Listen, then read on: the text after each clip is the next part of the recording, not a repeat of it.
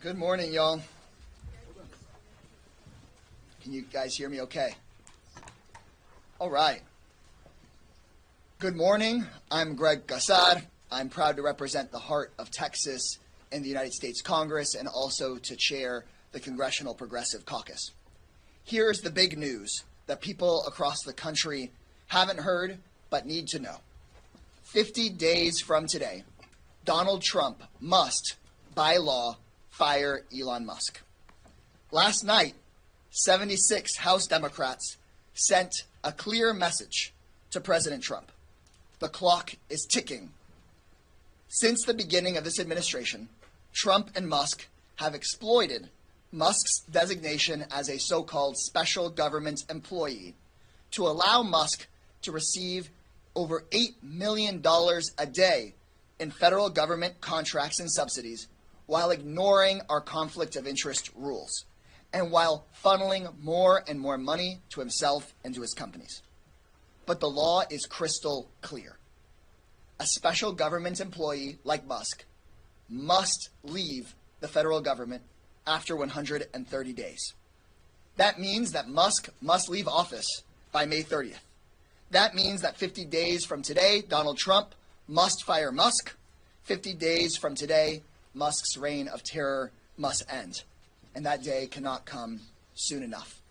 We would be here for hours if I tried to recount every single one of Musk's illegal actions or abuses or attacks on working Americans, but let me give you just a few. In his 80 days in power, Elon Musk has fired more veterans from the federal government than anyone else in history. Elon Musk has fired independent watchdogs that were investigating his own companies for corruption and for breaking the law. Elon Musk called Social Security a Ponzi scheme, tried to shut down the phone lines that seniors use to get their checks. They degraded the system so much that we were being warned that it was on the verge of crashing and collapse. Elon Musk demanded access to Americans' most sensitive and private medical records and tax information. Elon Musk tried to steer billions of dollars of government contracts towards his own companies while already collecting $8 million a day from the federal government. Elon Musk fired nuclear safety workers, air traffic controllers, and people trying to combat ongoing disease outbreaks. This must end. If it were up to the American people, I think Elon Musk would be fired tomorrow. But a typical government employee would have been gone weeks and weeks ago. A typical government employee would have been held accountable for these crimes and for this corruption. But Musk relies on his so-called special government employee status. That gravy train runs out in 50 days. And when I say fire Elon Musk, I'm not talking about Trump and Musk hiding the ball and letting Musk continue to do what he's doing without his title. This is what I mean. Follow the law. No more going around cabinet secretaries to slash key programs starting in 50 days. No more privileged access to government information. No more directing government contracts to himself. No more running cabinet meetings. No more running the White House. That is our demand, and we are making it clear that we are putting every option on the table, legislative, legal, and public pressure, and making it clear to the president that he's got 50 days. Thank you all very much for joining us. And next, I'm proud to hand over the microphone to Congresswoman Melanie Stansbury, who is the ranking member and truly runs our DOGE subcommittee.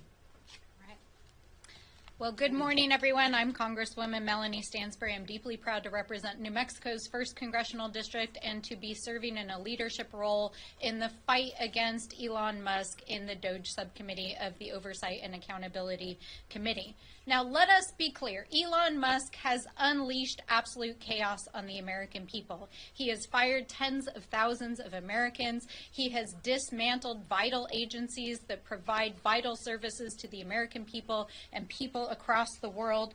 He has fired firefighters, veterans, teachers. He's partially dismantled the Social Security system and made it so that our seniors are not able to get access to vital programs and benefits which they work their entire lives to earn.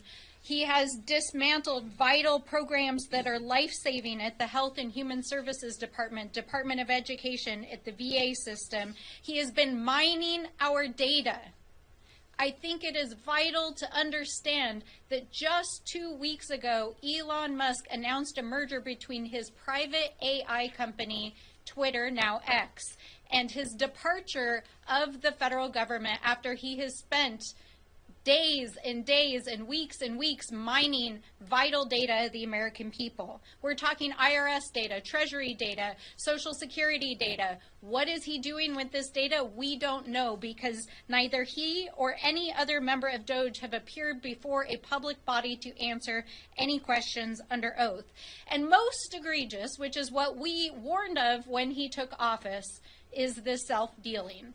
We know that since he has been in office, he has inked deals to put his own Starlink in place at the FAA. We know that he just inked a multi-billion-dollar contract with the Department of Defense with his private rocket company. We know that he is trying to secure a contract with NOAA in order to take over that satellite program. And we know, or at least we suspect with very strong suspicion, that he is planning to take over AI contracts across the federal government. So, we are putting you on notice, Elon Musk. You are fired. The American people are firing you, and you must clear out and get out of this office. Today, myself and Senator Warren are introducing legislation to ensure that this kind of corrupt abuse and grift and scam artists coming into the federal government through a special government employee can never happen again. So we must ensure that we have accountability. And with that, I say, Mr. Musk, you're fired, and Mark Takano will share more. Thank you. Thank you. I thought you were going to say, Mark Takano, you're hired. Good afternoon, everyone. My name is Mark Takano. I am the ranking member of the Veterans Affairs Committee. Let me just start off by saying that Elon Musk is not above the law. He is a billionaire, not a public servant, and certainly not elected by anyone in this country. In his brief stint in the federal government, it seems like he's gone out of his way to hurt the very people we are supposed to be helping. As the ranking member on the Veterans Affairs Committee, I'm especially angry at how he has treated our veterans. These men and women sacrifice for our country, but he sees them as disposable line items on a spreadsheet. For most people, disrespecting our veterans like that would get them fired. For Elon Musk, it just means bigger contracts. But we all know the truth. Elon donated $277 million to Trump's campaign, so the rules don't seem to apply to him. While the law is clear, Musk's 130 days are up on May 30th, and that is only 50 days from now. We are demanding that the White House makes a clear and public statement that they will follow the law. If the Trump administration refuses to fire him, it's not just unethical, it is illegal. Breaking the law is not new to the Trump administration, but I promise you that I and every single one of my colleagues on this stage will not stand for it. It's time to fire Elon Musk. And now I'd like to hand it over to my fellow colleague from California, Luz Rivas. Thank you. Luz Rivas, Congresswoman from California's 29th District in Los Angeles. Our message today is very clear. Elon Musk needs to go. The law is also very clear. In 50 days, Elon Musk needs to be out of the office and for the good and well-being of our country. That date cannot come soon enough. For 80 days, this unelected, unconfirmed billionaire has held the keys to the Oval Office, and for 80 days, his twisted perception of efficiency has done nothing but cause pain and harm to working families, veterans, senior citizens, and many more. My office has been bombarded with constituent calls, worried that their Medicaid and Social Security benefits will be cut. Over half of the people in my district rely on Medicaid, including 133,000 children and 45,000 seniors. My district has the 9th highest Medicaid enrollment in the whole country. Republicans just approved a proposal to cut millions of Americans' Medicaid benefits, just so they can give Elon Musk and his billionaire friends another tax break. In service to himself, Elon has managed to only increase his company's monetary share of federal government procurement. I guess this is what he and Doge bros mean by efficiency.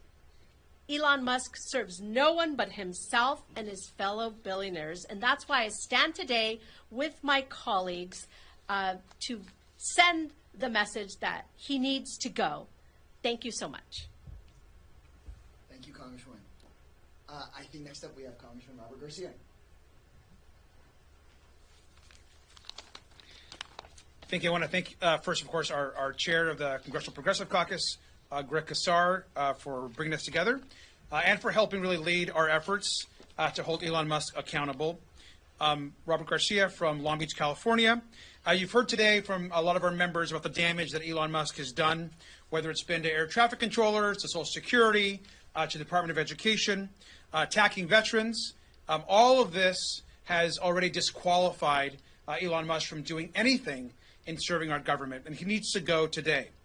We're also calling to ensure that he knows that he's on notice, that he only has 50 days left if he wants to continue as a government employee. But I also want to make one thing really clear. It's been also Elon Musk that has been partnering with Donald Trump in weaponizing the Department of Justice.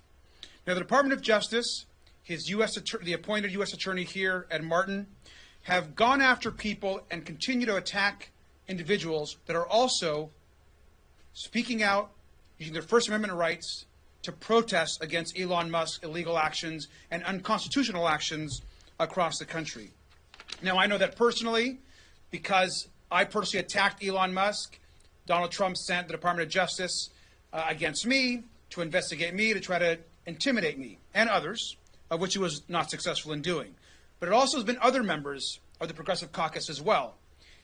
Elon Musk sent and worked with Pam Bondi, our Attorney General, to attack other members like Jasmine Crockett and others. And probably most chilling has been Elon Musk and his ability to get the DOJ, to get the Attorney General, to go after and intimidate protesters who are protesting 100% within their rights in front of Tesla dealerships or against his businesses. People out in the community and the country have a right to stand up and not support companies led by Elon Musk.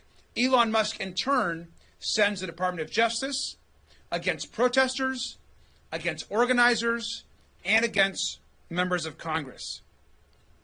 That is not right. It is unethical. It is unconstitutional. And Elon Musk has no business serving the government, the president, and all he does is continue to damage himself and damage our country.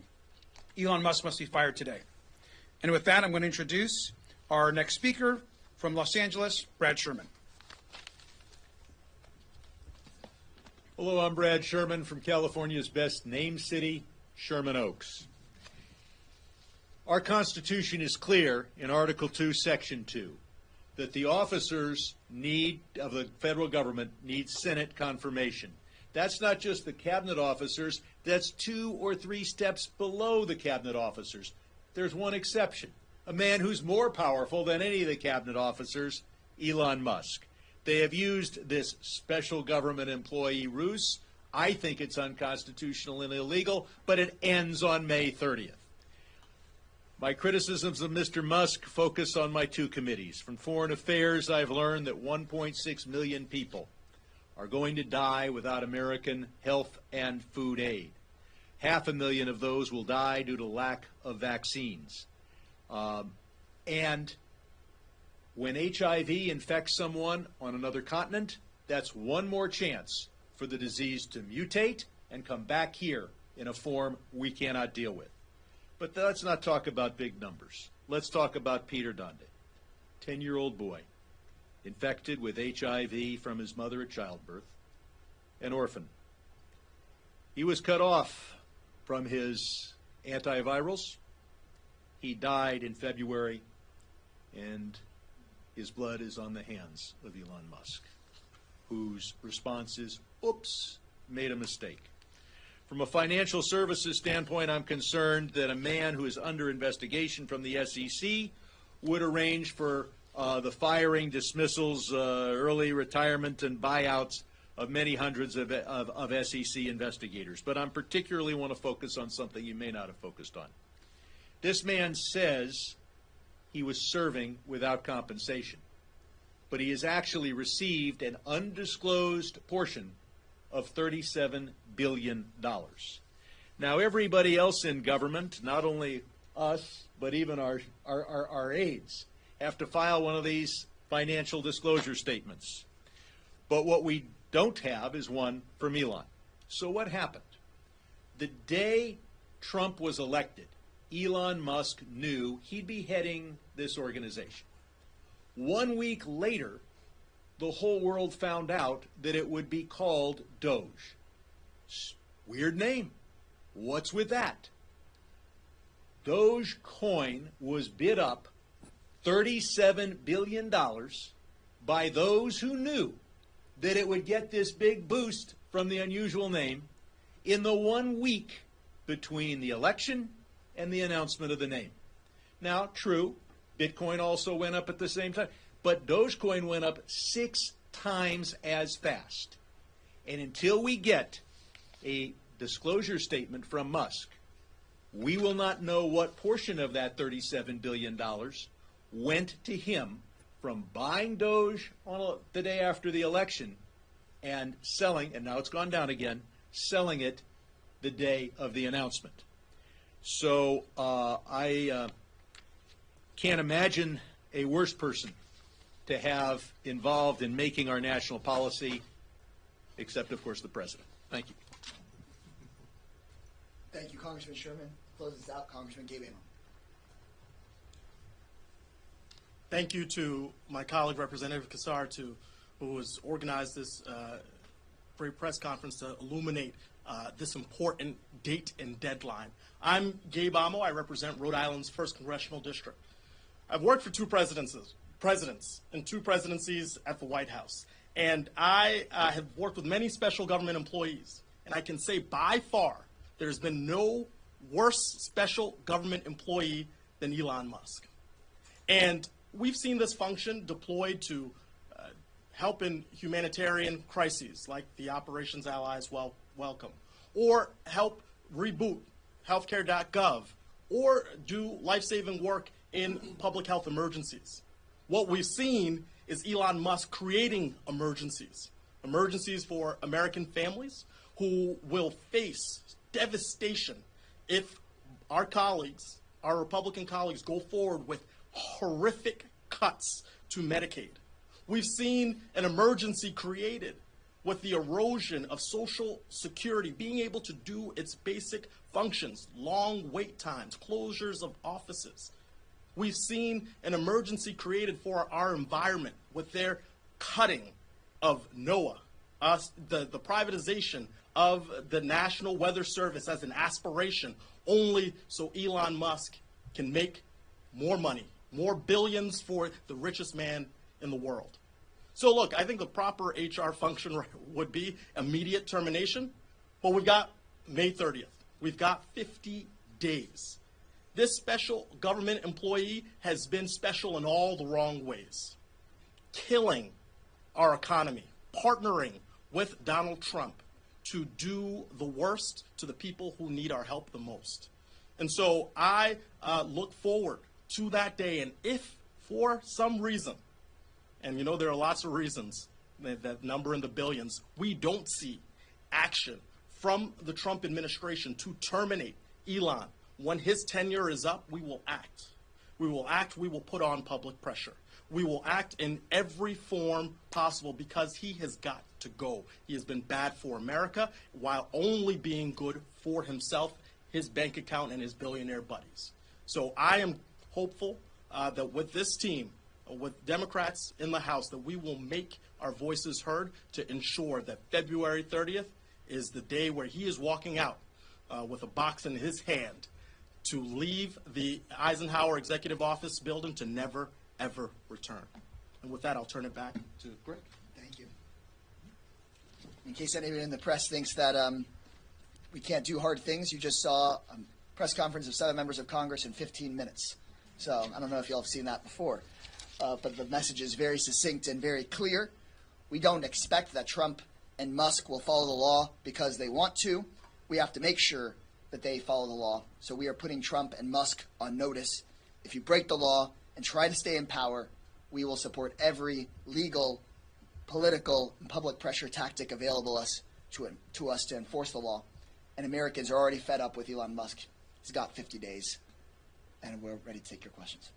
I think I have to taking CNN first because I think they're sponsoring the room. Are they here? Oh, is that you? No. Okay, if not, go ahead. Okay.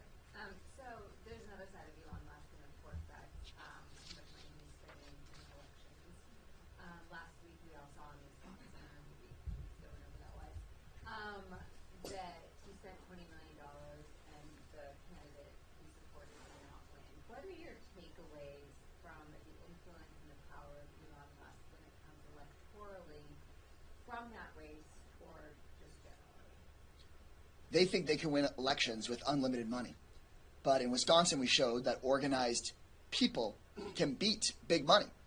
And in fact, we have turned what Elon Musk thought was his greatest strength, having unlimited cash, into his greatest weakness. Every dollar that Elon Musk started spending in that election started bringing him down because the American people, whether you are an independent, conservative, progressive, whatever you are, don't think that the richest man on earth should be able to buy politicians for himself in order to funnel money to himself and to other billionaires.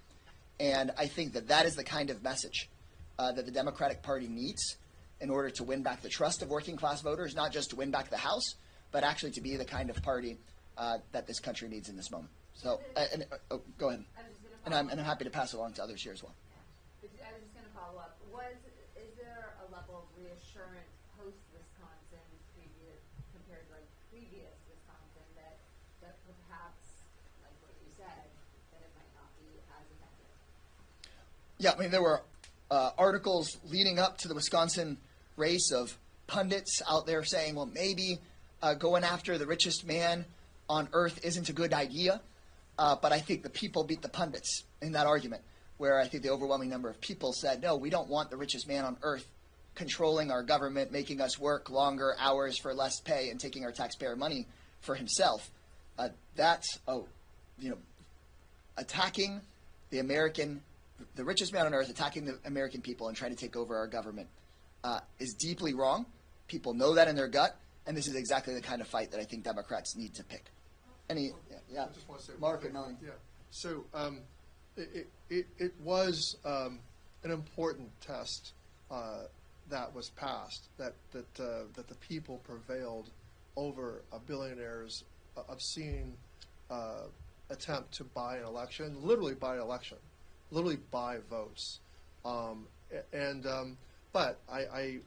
it's going to take vigilance from growing engagement of more and more people. I think people are beginning to tune in, but we're facing executive orders from Donald Trump to suppress votes and to require ridiculous ID requirements and so look, the battle against the billionaire is just the beginning, but it's reassuring to know that we can beat a billionaire. But we've got all sorts of other things that we've got to confront, and the people, I'm encouraged, are going to wake up and pay more attention.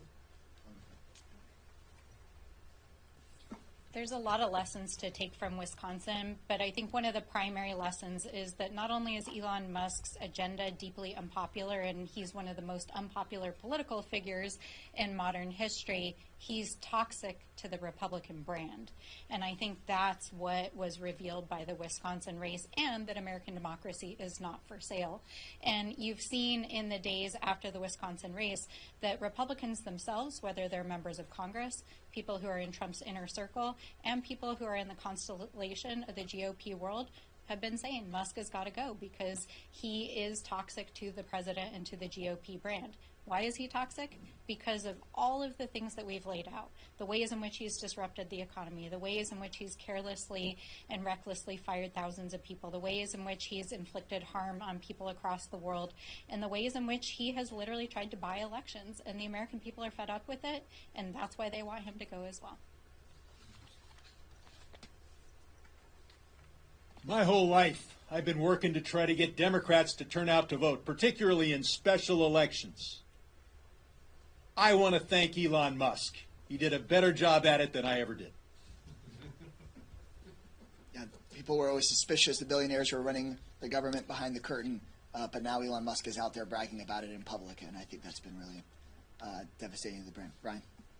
Could you speak a little bit more to what the, as you referenced, legal legislative avenues are for you all to pursue on May 30th as Musk is still there? I think you'll be hearing about those as we get closer to the day, but we are asking the president to make clear by May Day, by May 1st, whether he's going to follow the law or try to buck the law. But there are many options at our disposal, but I think for the next 7 days, Democrats should be making the case to the public that public pressure can indeed result in firing Elon Musk.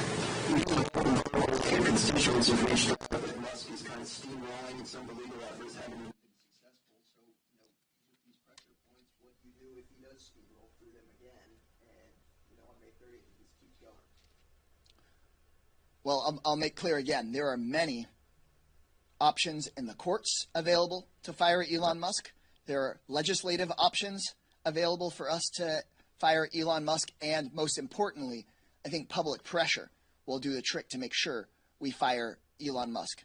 He has 50 days to resign under the law, or else even more of those legal and legislative options would be on the table. Okay, go ahead. I do want to push back a little bit on the narrative that we've been unsuccessful in the courts. There are now over 170 court cases that have been filed against the administration for egregious breaches of the law. And in almost nearly every case, the judge has ruled on the case, on the merits of the case itself. We have won. The American people and the Constitution has won. In a number of cases, there have been outcomes, including some of the recent Supreme Court decisions, that question jurisdictional questions, but not the merits of the case itself. It is very clear that Donald Trump and Elon Musk are breaking the law. And the law is very clear on the service of an SGE. And if he tries to stay beyond his allocated time, their courts will be involved. And so we will pursue legal avenues, absolutely. Just say, in addition to the ending of his tenure, I'll be announcing at a Tesla dealership in my district legislation to require him to file the financial disclosures. We need to know what he was doing. We know that he owns a lot of Tesla stock and SpaceX stock. We need to know what else he was doing, particularly in the crypto world. And sorry, if y'all can say your name and outlet. I know many of you, but it's just useful. Thank you for doing this. I'm with CNN, sorry. Great, yeah, It's a little late. no problem. I was wondering, especially from Wisconsin, have you heard from members across the aisle that they're frustrated with Elon? I mean, you're probably heard from Republicans all over the state, but have you heard the whispers in the hallways of Republicans that are pissed? Yeah, I want to hand it over to those who haven't gotten a chance to speak up yet. But Republican members of Congress know that what they're doing is deeply unpopular. They know that it is deeply unpopular for them to continue supporting a billionaire who is calling Social Security a Ponzi scheme. Republican members of Congress know it's deeply unpopular for them to support a billionaire who's trying to take away working class Americans' health care in order to pay for billionaire tax cuts. So these Republican members of Congress now have to decide whether they want to continue to act as Trump Musk employees or as members of Congress. Otherwise, they're going to lose their elections. The budget that just passed today, where the House and Senate agreed that they're coming after your health care, the Republicans are coming after your health care, they're coming after veterans' benefits in order to pay for billionaire tax cuts. That passed by one vote. If one Republican member of Congress had voted with their district instead of with Trump Musk, they could have stopped this. And so now it's on every single Republican member of Congress. If you have a Republican member of Congress, they can make the difference if they come out and say, we're going to go with Musk and Trump and take away your health care, or whether they're going to go with their constituents. So it's got them very nervous. And if we succeed in getting Musk out in the next 50 days, it'll be the greatest victory by Democrats so far of the Trump administration. Well, a lot of the whispers from our Republican colleagues have gotten louder. I'll speak from my positions on both the foreign affairs and the Science, Space, and Technology Committee, a lot of the work there is about American leadership in the world. And, say what you will about our differences and policies, there's no way that we are America first when you cut at the bone of America's leadership with regard to USAID, with American leadership, if you start to be anti-science. And we can't have the same pipeline of talented people working on issues that are sort of non-controversial, protecting our coastlines. If you're on the Science Committee, that's something that you should care about. And so I would say that what I've heard, and directly from a lot of our colleagues, is they're afraid about American leadership in the world. This week's panic over tariffs illustrates that. We are seeing a policy that is putting America last, that is putting Putin first. This is something that I call on my Republican colleagues to stand up. You'll have friends on the other side of the aisle if you demonstrate some courage. But if you are silent, you are complicit, and you are letting Elon Musk do whatever he wants to hurt your constituents as well as ours. And so I am hoping that, when folks spend the next 2 weeks at home, that they hear a little something, something. And I'm certain they are going to hear from their constituents, Elon Musk has got to go. I want to add on to that. We've all, as members, heard whispers from Republican colleagues that pull us aside and say, oh, I don't agree with these cuts, or I don't agree with those cuts. But why are they all silent? Why aren't they going public? I focused my comments earlier on the cuts to Medicaid because of the high enrollment of Medicaid in my district. But the highest congressional district in the country with Medicaid constituents is David Baldeo in Bakersfield, California. And 67% of his district are on Medicaid, rely on Medicaid for health care. Over 2/3. I can't imagine him winning his reelection if there are cuts to Medicaid, where his constituents will be directly affected. And that's a Republican district. He needs to speak up, and others too, not just Democrats. And I'll just add a little more color. It's not just whispers. In the first few days that Elon Musk started doing what he was doing, I work a lot on bipartisan issues. I have a lot of friends across the aisle, and when you spend time with folks, they tell you stories. In fact, I will say one Republican chairman told me that his best friend from graduate school was a nuclear engineer who got fired by an NSA in that first round of probationary firings. When I talked to another Republican chairman who I work with on issues that are really important in my district, I was told that one of the cabinet secretaries had promised him they wouldn't touch those programs, but Elon Musk had gone in and fired people. So they know what's going on. But the problem is that they are cowed by the reality that Elon Musk has unlimited amount of money to spend on these elections. And I think that's why Wisconsin is such a profound moment for the Republican Party, because if he's a liability and not an asset, bye-bye, right? They want nothing to do with him because he's created so much chaos and toxicity for the party. So I don't think that the vast majority of our Republican friends are going to miss Mr. Musk. I think we can take one more question.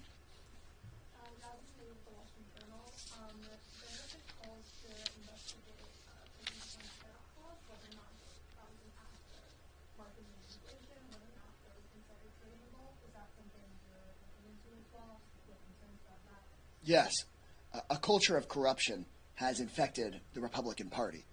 Elon Musk, the tax cuts, the Medicaid cuts, the tariffs, it's all part of one story. Everything the Trump administration has done is to make Trump, Musk, their billionaire friends or their buddies on the Republican side of the aisle richer. And every time it's meant that working families get screwed. So we need an investigation into insider trading by people like Congresswoman Marjorie Taylor Greene. We need an investigation into whether any K Street lobbyists or other big firms were tipped off by Donald Trump's actions. We need to look into the way that the president's son basically went and told foreign leaders, come and bribe me, come and make a deal, come and cut us a check. So Trump's tariffs aren't about helping workers. They're about making working families pay more. so that Trump can get bribes from companies for exemptions, so that Trump and his buddies can tip people off and skew the stock market for themselves. So basically, while your retirement funds get screwed over, Donald Trump can make his friends rich. And we need to root out this culture of corruption. That's why I believe we need to ban congressional stock trading. We need to get big money out of politics and make sure the Democratic Party's message very clearly is that we are against corruption, we're against these corrupt billionaires, and we're for the everyday working person. And we're against having powerful people not fill out personal financial disclosures. Your question focuses on kind of the macro level of, well, is the market going to go up, and do people know it? There's also the individual company level. He's announced that he's going to exempt certain companies. So you may have one importer who pays the tariff and another one who doesn't on the exact same goods. And I just wonder on what basis he's going to decide the winners and the losers and which companies survive and which don't. I think we know what happens. Congressman Garcia is going to close this out. Thanks. I just two things. Let me go back to one piece of the last question, and then I'll close out. Let me just first say that it's very clear Republicans are cowards, and we should be very clear that a lot of Republicans, everyone here, has actually heard stories, whispers, things that Republicans are saying to us, to others, but they refuse to actually call them out publicly because they're cowards. They're scared of Donald Trump. They're scared of Elon Musk's fortune. They're scared about a primary challenge. And so that should be very clear. At the same time, they also saw what happened in Wisconsin. And what happened immediately after that? You saw Peter Navarro, trade representative of Donald Trump's, publicly start calling out Elon Musk. You're seeing other Republicans being a little bit more comfortable in criticizing Elon Musk. I believe there was a cabinet meeting, I think maybe today. Who was not there? Elon Musk. And so there's no question that since Wisconsin, Elon Musk himself knows that he is becoming a more toxic brand. I mean, the man can't even go and play video games anymore because the people that he's playing with are all harassing him online. And so he is himself feeling more and more isolated. He's posting less on X. He's distancing himself a little bit more from the administration. And I think that he understands that he's the most unlikable person in this country. So we got to continue that pressure. As far as the second part, every reporter in D.C.